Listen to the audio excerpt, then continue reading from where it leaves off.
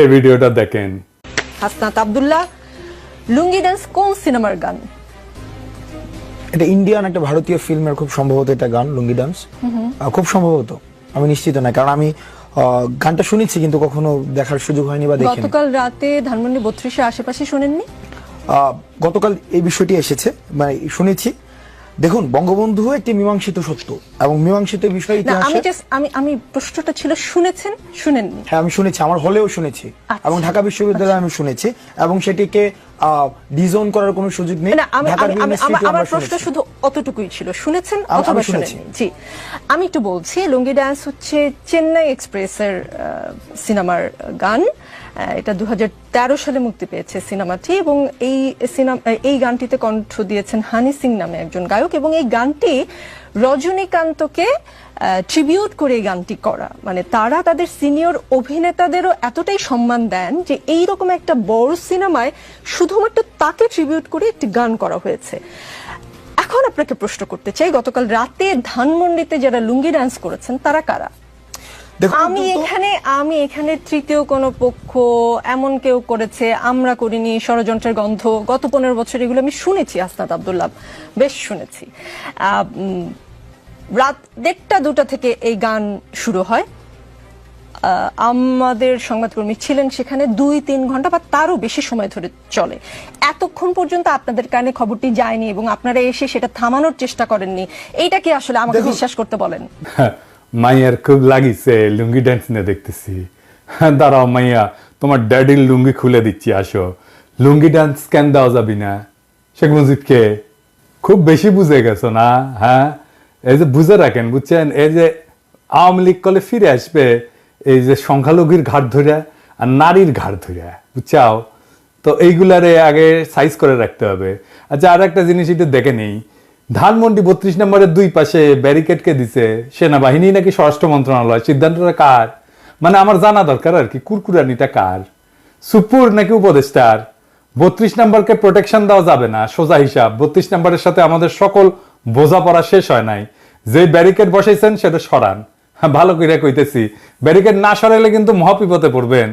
লাঠিগুলি tear gas দিয়ে বিপদ ঠেকাইতে পারবেন না। কি বিপদে পড়বেন ভিডিওর শেষে কমুনি। ধানমন্ডি 32 নম্বরের সাথে আমাদের হিসাব আছে। ওই বিল্ডিং এর প্রত্যেকটা ইট জনগণ খুলে নেবে, তারপরে ওই বিল্ডিং এর মুক্তি। জনগণের সাথে ফয়সালা শেষ। অনেকে কইতেছেন মুজিবের কি কোনোই ভূমিকা নাই? থাকবে না কেন? হাসিনার মতো একটা রাক্ষসী জন্ম দিছে। মানুষের ঔরসে রাক্ষসী জন্মানোর তো কোনো উদাহরণ নাই আগে, তাই না? আর মুজিব কি করিছে? স্বাধীনতার নেতা ছিল। আজ এনে বিষয়টা দেখি। তো মুজিবের যদি স্বাধীনতার জন্য অবদান থাকে, তো জিন্নাহ সাহেবেরও আছে, আছে না? আছে তো। তিনি না থাকলে কি আমরা এই মানচিত্র পাইতাম বাংলাদেশের? এই মানচিত্রটা কার দেওয়া? এটা তো জিন্নাহ সাহেবের দেওয়া। তো জিন্নাহ সাহেবকে আমরা এখন সেলাম ঠুকি নাকি? হ্যাঁ, কি মানবেন? আজ আর একটা উদাহরণ দিই ইতিহাস থেকে। মুসলিম লীগ আমাদের জমিদারি উচ্ছেদ আন্দোলনের নেতৃত্ব দিল। আমাদের যুগ যুগের এই যে তিতুমির যে লড়াই করলো, হাজী শরীয়তুল্লাহ লড়াই করলো, এই যে নুরুদ্দিন লড়াই করলো, কার জন্যে? জমিদারি উচ্ছেদের জন্য। তো এই জমিদারি উচ্ছেদ আন্দোলনের নেতৃত্ব দিল কে? মুসলিম লীগ। তো জমিদারি প্রথা উচ্ছেদ করলো কে? আমাদের প্রথম রাষ্ট্র পাকিস্তান উপহার দিল কে? মুসলিম লীগ। তো আমাদের পূর্ববঙ্গের সব রাজনৈতিক নেতৃত্ব করতো মুসলিম লীগ। মৌলানা ভাসানী বলেন, শেখ মুজিব বলেন, শেরে বাংলা বলেন, সবাই কে না? এই মুসলিম লীগ তারপরে ক্ষমতায় যায় জনগণের বিরুদ্ধে দাঁড়ায় মুসলিম লীগ নিশ্চিহ্ন হয়ে যায় নাই? আমরা কি এখন মুসলিম লীগের নামে জয়ধ্বনি দেই, জয়গান করি? মুসলিম লীগের নামে করি না। এত গৌরবজনক অর্জন থাকা সত্ত্বেও তো কেন করি না? তাইলে ওটার জবাব দেন আগে। আচ্ছা, আর একটা এক্সাম্পল দেই ইতিহাস থেকে। বাংলায় বর্গিরা আসতো, জানেন তো? ওই যে খোকা ঘুমালো পাড়া জুলালো, বর্গি এলো দেশে, বুলবুলিতে ধান খেয়েছে, খাজনা দেবো কিসে? 1741 সাল থেকে মারাঠারা বাংলায় আক্রমণ করে লুটতরাজ, ধর্ষণ, কি নাকি খুন খারাপি এই সমস্ত চালাইতে থাকে। পরবর্তী দীর্ঘ 10 বছর ধরে মারাঠাদের এই আক্রমণ চলতে থাকে। এরাই হইতেছে সেই বর্গি যাদের কথা আমি বলছি আগের এপিসোডে। সে অংশটা দেখান এডিটর সাহেব, গঙ্গারামের কবিতা সহ। সবাই পালাই গেছে বর্গি আসার খবরে। তারপরে গঙ্গারাম লিখতেছে, এই মতে সব লোক পলাইয়া যাইতে আচম্বিতে বর্গি গেরিল আইসার সাথে। মাঠে গেরিয়া বর্গি দেয় তবে সারা, সোনা রূপা লুটে নেও আর সব সারা, কারু হাত কাটে কারু নাক কান, একই চোটে কারু বধে পড়ান, মোহিনী স্ত্রীলোক বান্ধি ধৈরা লইয়া যায়, আঙ্গুঠে দড়ি বান্ধি দেয় তার গলায়, একজনে ছাড়ে তারে আর একজন ধরে, রমণের ভারে তাই শব্দ ফারে, আকাশ বাতাস কান্দে কান্দিছে পাষাণ, রাখো কৃষ্ট কালী আল্লাহ ভগবান। কি বুঝলেন? শুধু সম্পদ লুইটা মাইরা কাইতেই যাইতো না, নারীদেরকে নিদারুণ অসম্মান করত। এই ইতিহাস আপনাকে কেউ বলছে? বলেনি, বলবেও না। শুধু শুনবেন 2 লাখ মা বোনের ইজ্জতের বিনিময়ে স্বাধীনতা পাইছি, যেন এর আগে কোনো আমাদের ইতিহাস নাই। এই যে বর্গীদের অত্যাচার, এই যে বর্গীদের আক্রমণ, এই যে বর্গীদের নিপীড়ন, এটা বর্গীদেরকে কে পরাজিত করছিল জানেন? কে বাংলার অসহায় মানুষদের মুক্তি দিছিল বর্গীর অত্যাচার থেকে নিজ বিক্রমে? কে? কোন সেই বীর জানেন? জানেন না? না, নাম বললে অবাক হবেন। সেই মুক্তিদাতার নাম আমরা জানি, কিন্তু তার এই অবদানের কথা আমরা কখনো বলি না, বলবো না। কেন বলবো না? কারণ সেই বীর যে বর্গীর আক্রমণ থেকে বাংলাকে বাঁচাইছিল, বর্গীদের পরাজিত করছিল, সমূলে নির্বংশ করছিল, তার নাম হচ্ছে মীর জাফর আলী খাঁ। হ্যাঁ, সেই মীর জাফর, যে পলাশির আম্র কাননে সমস্ত সৈন্য নিয়ে নিশ্চুপ পুতুলের মতো দাঁড়াইছিল, সেই মীর জাফর আলীবর্দী খানের তরুণ সেনাপতি হিসাবে বর্গীদের পরাস্ত আর সমূলে পরাজিত করে। এই জন্য আলীবর্দী খান এতই তারে পছন্দ করতো যে তার সাথে আত্মীয়তার সম্পর্ক করে এবং উড়িষ্যার শাসনকর্তা নিয়োগ করে। শেখ মুজিবও আর এক মীর জাফর। স্বাধীনতার আন্দোলনের নেতা কিন্তু বর্বর স্বৈর শাসক আর হাসিনার ফ্যাসিস্ট শাসনের আইকন। তাই স্বাধীনতা যুদ্ধের ভূমিকা যা কোনোভাবে মীর জাফরের বর্গীদের বিরুদ্ধে বীরত্বের সাথে লড়াই করার সাথে তুলনীয় না, তাকে আমাদের স্মরণীয় বরণীয় ভাবার কোনো দায় নাই।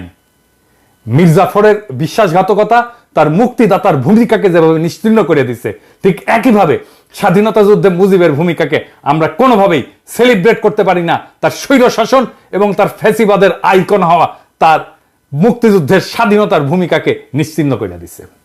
যদি মুজিবকে সেলিব্রেট করতে হয়, তাহলে বর্গীদের বিরুদ্ধে মীর জাফরের বিরুদ্ধকে আগে সেলিব্রেট করতে হবে। তাই 32 নম্বরের প্রত্যেকটা ইট আমরা খুলে নেব, ওই বাড়ির ডিনামাইট মাইরা ধুলা মিশাই দেব। ওইটা ফ্যাসিবাদের আইকন। ওই ব্যারিকেড রাখছে না, ওই ব্যারিকেডের উপরে মুদবেন লাইন ধরে স্যাট স্যাট করে, আর প্লাস্টিকের প্যাকেটে করে কাঁচা গু নিয়ে যায় ওর মধ্যে ছুঁড়ে মারবেন। মানুষের গু হোক, কুকুরের গু হোক, বিড়ালের গু হোক, যাই হোক, ভিতরে ছুঁড়ে মারবেন।